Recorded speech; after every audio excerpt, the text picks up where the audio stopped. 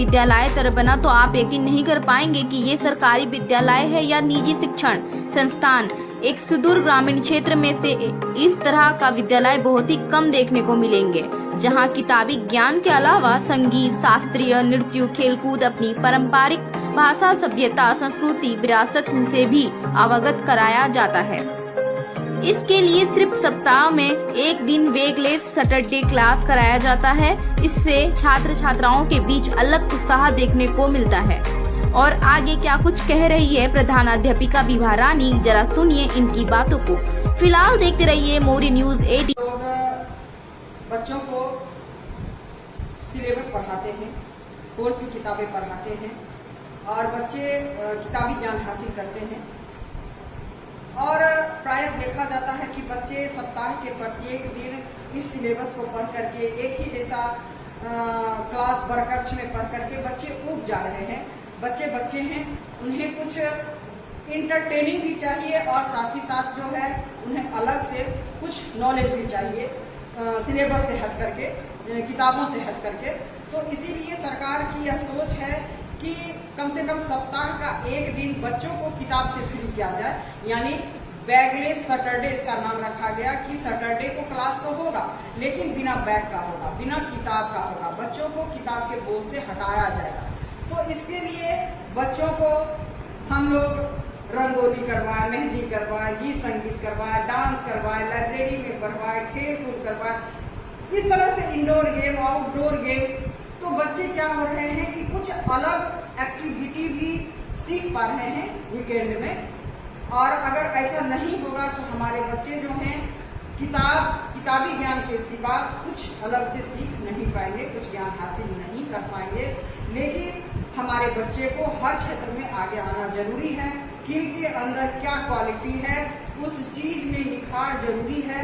तो हम सरकार की यह एक अच्छी पहल है, एक अच्छी सोच है कि एक दिन, सप्ताह का एक दिन कम से कम बैगलेस सैटरडे हो, बच्चों को बिना बैग का नॉलेज दिया जाए, बिना बैग की पढ़ाई हो।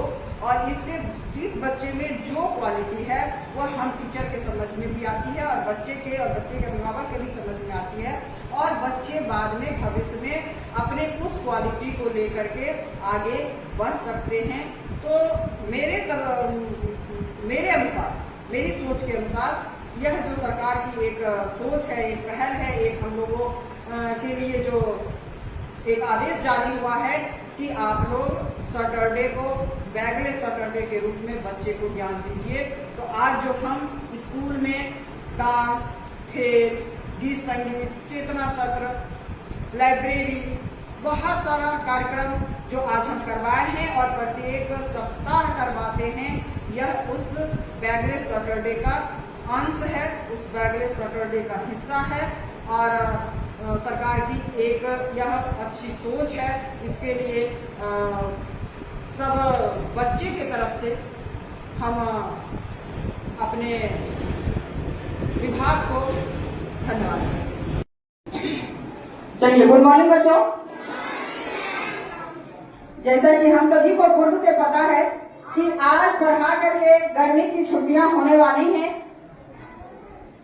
तो गर्मी की छुट्टी को एंजॉय करने के लिए और जानकारी भी देने के लिए कि अभी जितनी गर्मी पड़ रही है, बाहर जितनी धूप है, कि हमें उस धूप से बचना है, हमें लू से बचना है। और अगर किसी को लू लग जाए तो हमें क्या करना है, और हमें लू लगे ही नहीं इसके लिए हमें क्या करना है, इन सारी चीजों की जानकारी अभी आपको अनुपम सर दे रहे थे स्पीच के माध्यम से, भाषण के माध्यम से। और उसी चीज की जानकारी जो है हम अभी एक गाना और उसके साथ हमारे समक्ष कुछ बच्चे खड़े हैं, वह एक्टिविटी करके दिखाएंगे कि हम लू से कैसे बचे और अगर लू लग जाए तो हम क्या करें। तो आप लोग शांति का साथ देते हुए इस चीज को देखें, सीखें और अपनी जिंदगी में अपनाएं।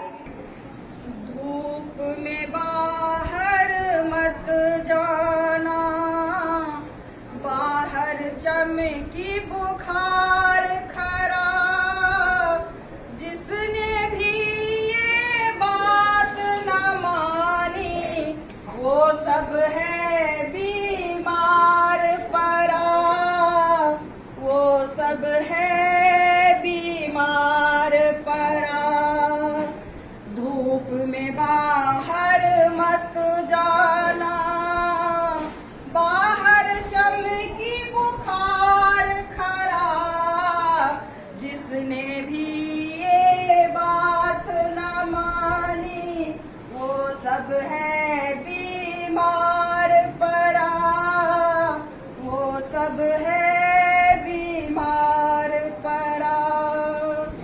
जाना जरूरी हो मजबूरी, छाता से सर को ढकना, प्यासे कभी तुम रह ना जाओ, पानी का बोतल रखना, जलती धरती तपता सूरज, गर्म रहेगी हर रातें, नंगे पाँव कभी मत चलना, सीख लो ये मेरी बातें, बैठ के घर में दास बनाना, होगा खूब उपकार बड़ा, जिसने भी ये बात न मानी वो सब है बीमार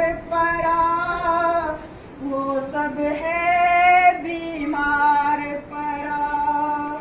धूप में बाहर मत जाना, बाहर चमकी बुखार खड़ा, जिसने भी ये बात न मानी वो सब है बीमार पड़ा, वो सब है बीमार पड़ा। भूखे पेट कभी न रहना, बिन खाए ना सो जाना, रोज नहाना भूल न जाना, ताजे फल तुम्हें खाना, ताजे फल ही तुम खाना, कमजोरी या दस्त लगे तो जल्दी से घर में कहना, चमकी को धमकी हम देंगे, लड़ने को आगे रहना, माँ पिता का कहना मानो, स्वास्थ्य रहेगा हरा भरा, जिसने भी ये बात न मानी वो सब है बीमार पड़ा, वो सब है बीमार पड़ा।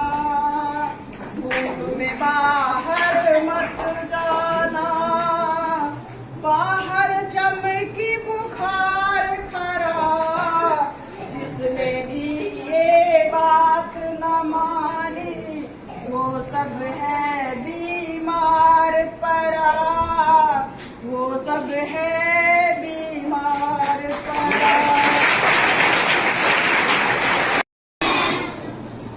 आज के चेतना सत्र में हम एक छोटी सी गतिविधि करके दिखा रहे हैं और इस गतिविधि का नाम है तौलिया एक और काम अनेक। इसको सभी पहचानते हैं, इसका नाम क्या है? तो तौलिया एक और काम अनेक। इसके साथ साथ आज जो हम प्लास्टिक जैसे कचरे से जो प्रदूषण हो रही है और हम सभी जूझ रहे हैं, तो कहीं न कहीं यह गतिविधि उस प्रदूषण से भी हमें बचाने का काम करेगा। तो चलिए हम लोग शुरू करते हैं और आप इसे देखें और अपने जीवन में अपनाएं। इसका नाम तौलिया है। इसको लोग सबसे पहले कंधा पर लेकर के चलते हैं अपने शानो शौकत के लिए। सबसे पहला काम इसका यह है कि इस तौलिया को लोग बहुत सारे आदमी कंधा पर लेकर के चलते हैं अपना व्यक्तित्व में निखार के लिए। अब यह तौलिया हम कंधा पर लेकर के चले और रास्ते में क्या हो गया, हमें गर्मी लगी, बहुत ज्यादा भी तेज धूप है, गर्मी लगी तो इस तौलिया को उतार करके हम हवा भी कर सकते हैं ना। अचानक से आंधी आ गई और हमारे आंखों में क्या होने लगा, धूल मिट्टी जाने लगी ना, तो हम इस तौलिया से अपना मुंह भी ढक सकते हैं ना। अब क्या हुआ, आंधी के बाद बारिश आ गई ना, और हम भागते भागते कहीं गए छुपने, तब तक में थोड़ा सा क्या हो गया, भीग गए। तो इससे हम अपना मुंह, हाथ, बाल सभी पोंछ सकते हैं। अगर हम अपने बच्चे को लेकर के, छोटा सा बच्चे को लेकर के बाहर जा रहे हैं और धूप लगी, तो हम अपने बच्चे को इस तौलिया से इस तरह से ढक सकते हैं ना। उसके बाद क्या हुआ कि अगर हम कोई कुछ खाने के लिए दिया और मेरे पास कुछ भी नहीं है, तो गांव में देखते होंगे लोग ऐसे तौलिया बना करके ऐसे करके इसमें ले लेता है, खाते खाते चल देता है। तो ये कटोरी थाली का भी काम कर दिया। अब क्या होगा, हम मार्केट गए, मेरे पास थैला नहीं है, या कहीं जा रहे हैं, मेरे पास थैला नहीं है, और हम को सब्जी लेना है, फल लेना है, कुछ भी लेना है, मेरे पास कुछ भी नहीं है, तो हम इसमें खरीद करके और उसका पोटली बांध करके और घर जा सकते हैं। हमें पॉलीथीन लेने की आवश्यकता नहीं होगी और उस पॉलीथीन को हम बाहर नहीं फेंकेंगे और हमारा पर्यावरण प्रदूषित नहीं होगा। अब है, इसको हम नहाते हैं तो बदन पोंछते हैं ना। उसके बाद अगर हमें कहीं रोड के किनारे जा रहे हैं, नींद लगी है ना, बहुत कस के नींद लगी, तो हम इसको ओढ़ करके सो भी सकते हैं ना। तो अब क्या हो गया, ये गया पुराना हो गया, हर चीज गया, तो हम इससे क्या कर सकते हैं, घर में पोछा भी लगा सकते हैं ना। उसके बाद क्या हुआ, उससे भी खराब हो गया, पोछा भी एकदम फट गया, तो यह हम फेंक देंगे, तो यह हमारे जितना पॉलीथीन को फेंक देते हैं तो हमारे पर्यावरण को नुकसान पहुंचाता है। उस तरह से यह जो गमछा है हमारे पर्यावरण को नुकसान नहीं पहुंचाएगा, यह मिट्टी में सरगम के मिल जाएगा और कहीं न कहीं यह हमारे मिट्टी को उपजाऊ ही बनाएगा, है ना। तो यही था गमछा एक और क्या था, काम अनेक। चलिए, धन्यवाद।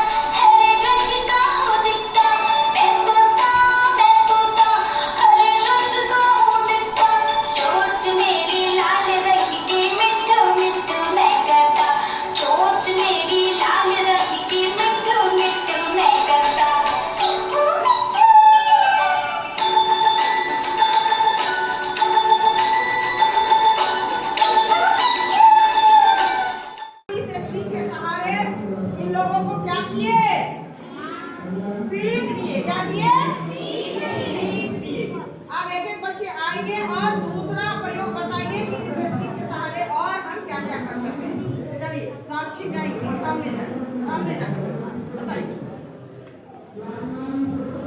क्या की साक्षी तुम? अच्छा, स्टिक के सहारे ये तो बूढ़े के जैसा चलो, झुक के चलो ना, जवान आदमी थोड़े जैसे। हाँ चलिए, ये बूढ़े के जैसा, बूढ़े आदमी क्या करते हैं स्टिक को लेकर प्रयोग से अभी जो वहाँ लाइन खींचे हैं उसी चीज को यहाँ देखते हैं, है ना। यहाँ देखिए 7 गुना कितना था, 7 को कितना से गुना करना था, 5 से। ब्लैक बोर्ड पर लिखा हुआ है 7 गुना 5। तो हमने यहाँ पर 7 रेड कलर का पाइप लिया है, 1 2 3 4 5 6 और 7। और 5 जो है कितना कलर, कौन सा कलर का लिए है, ब्लू। हमें आचरण को एकत्र करना होगा जिसकी हम बाद में व्याख्या करेंगे। हम उन फलों के नाम लिखेंगे जो बच्चों के द्वारा चुने गए। यहाँ हमने पहले से ही उनको लिखी है, जैसे सेब, केला, आम, लीची और अंगूर। और बाईं तरफ हमें तरह से संख्या लिखेंगे। इस गतिविधि के लिए हम एक हल्के से तरह की चीज को प्रदर्शित कर रहे हैं, जैसे सेब को लाल रंग की चीज को इस तरह से प्रदर्शित कर रहे हैं। हम पीले रंग की चीज का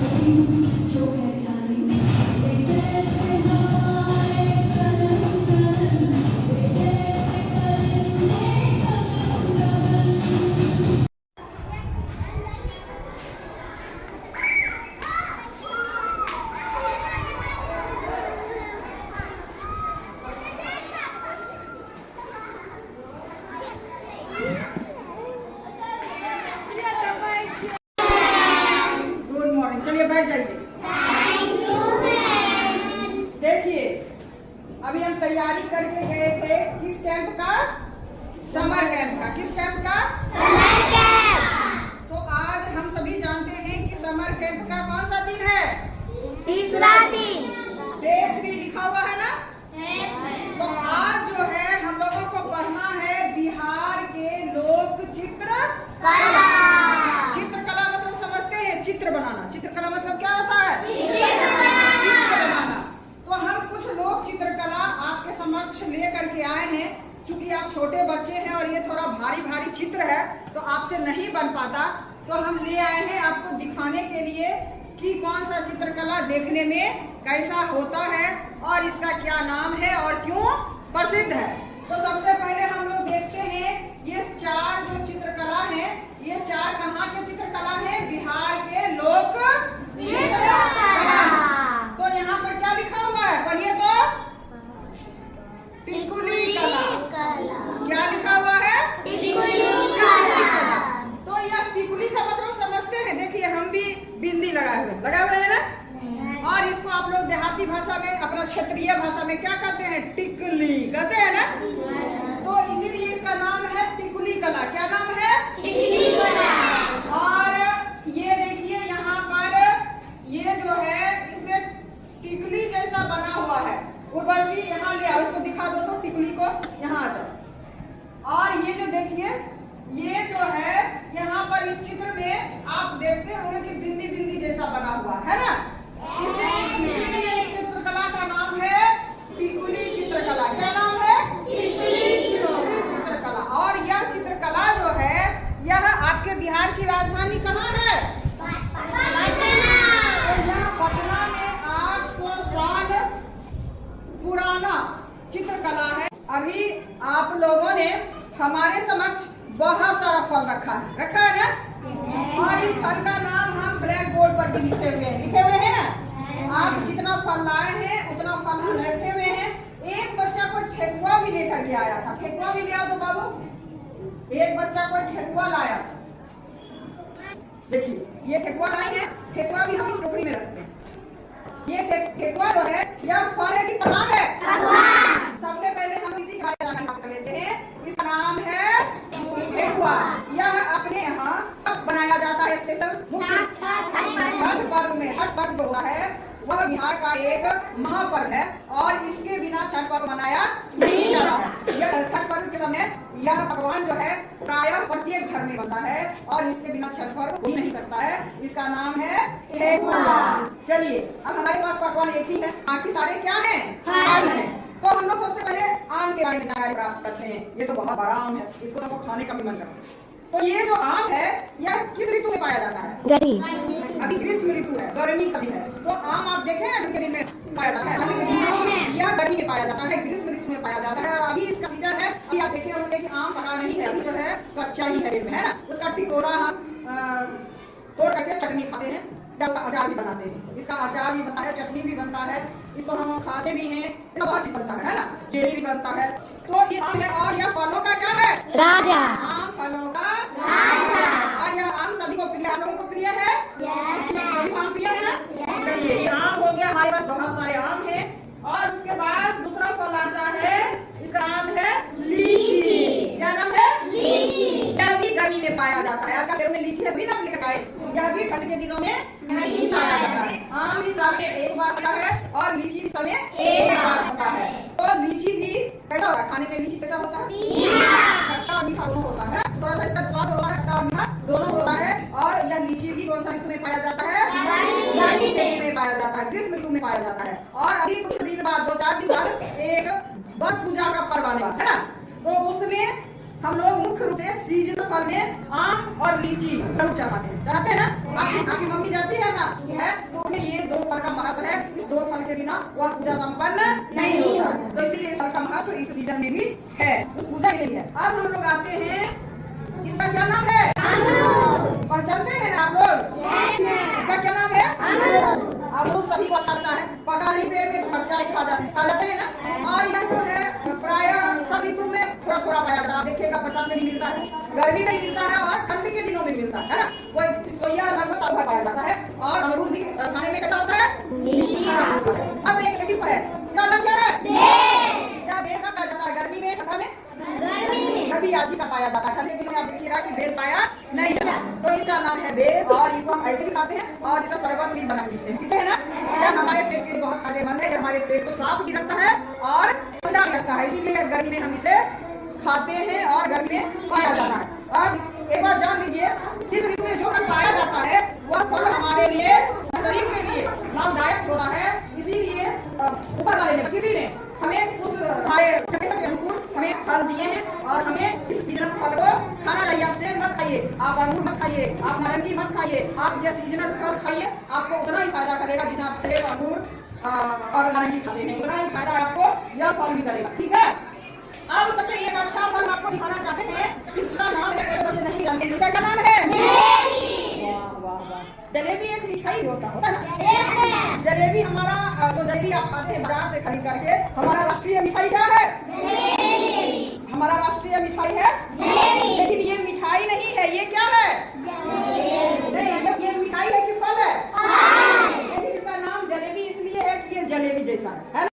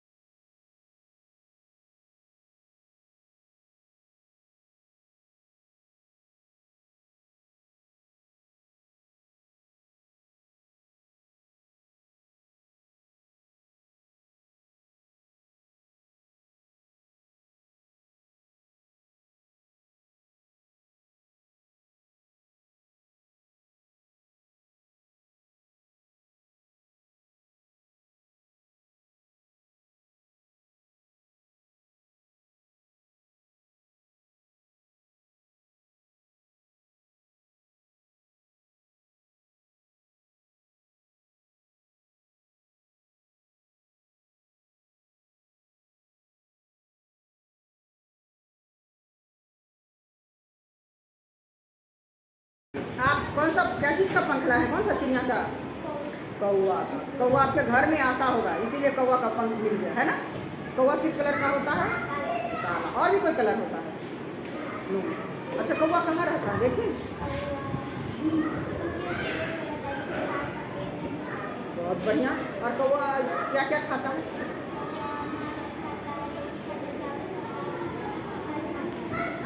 तो कौवा को क्या कहेंगे? शाकाहारी कहेंगे, मांसाहारी कहेंगे कि सर्वाहारी कहेंगे?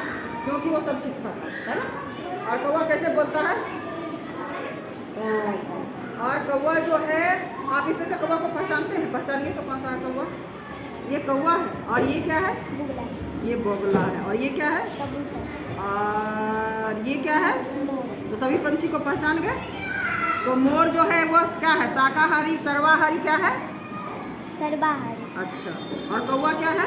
सर्वाहारी। सर्वाहारी। और बगुला क्या है? क्योंकि ये क्या क्या खाता है? हाँ।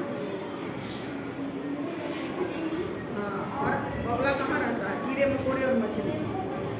और ये बगुला रहता कहाँ? नदी के किनारे, पेड़ पर, है ना। और ये क्या है? कबूतर क्या है? शाकाहारी, मांसाहारी, सर्वाहारी? शाकाहारी, क्योंकि ये सिर्फ दाना ही खाता है ना। तो चलिए, आप सभी पंछी को पहचान गए ना। चलिए, बहुत बढ़िया।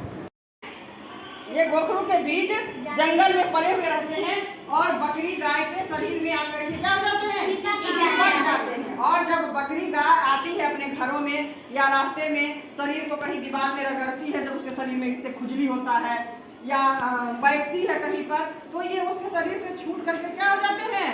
धरती में गिर जाते हैं। और इस तरह से ये जानवर के माध्यम से ये दोनों जो है यत्र तत्र बिखर जाते हैं, इनका बीज बिखर जाता है और पौधा का रूप, पेड़ का रूप ले लेता है। ये क्या चीज है? इसको तो आप लोग बड़े मजे से खाते हैं ना। लेकिन इसको और कौन बड़े मजे से खाता है? चिड़िया खाती है। और ये है बरगद का बीज, इसको भी खाती है। Yes ma'am. और चिड़िया जो खाती है तो क्या करती है? वो मलकी त्यागती है ना। और आप देखे होंगे अमरूद का बीज ही चिड़िया खाती है, अंदर बाहर वाला जो छिलका होता है उसको वह तोड़ के क्या कर देती है? फेंक देती है और बीज को खाती है। और जब वह मल त्यागती है बाद में, तो क्या होता है कि बहुत सारा बीज उसके मल के माध्यम से बाहर निकल जाता है और वह बीज जो है धरती पर आकर के पनप जाता है। बरगद, पीपल और ये अमरूद, इस तरह से क्या होता है कि चिड़िया के माध्यम से बिखर जाता है उसका बीज, है ना। और ये है अरंडी। क्या है?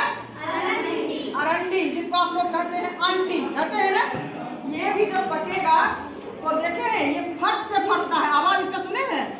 जब ये अंडी जो पकेगा इसका बीज तो पेड़ में ही जो एकदम पक जाएगा ना वो फट से फटेगा उसका। अगर आप पेड़ के पास खड़े हैं तो उसका आवाज भी आता है, फट से इसे फटेगा और उसका बीज क्या होगा